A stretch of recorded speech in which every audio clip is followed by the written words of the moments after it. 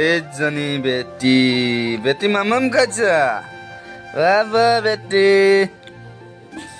এইটো বন্ধুসকল মোৰ ঘৰটো আপোনালোকেতো দেখা নাই চাগে এইটো চাওক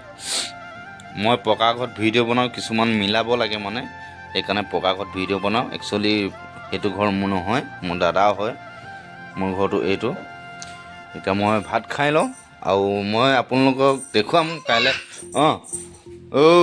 মই কাইলৈ দেখুৱাম আপোনাক মই ক'ত থাকোঁ কি কাম কৰোঁ কি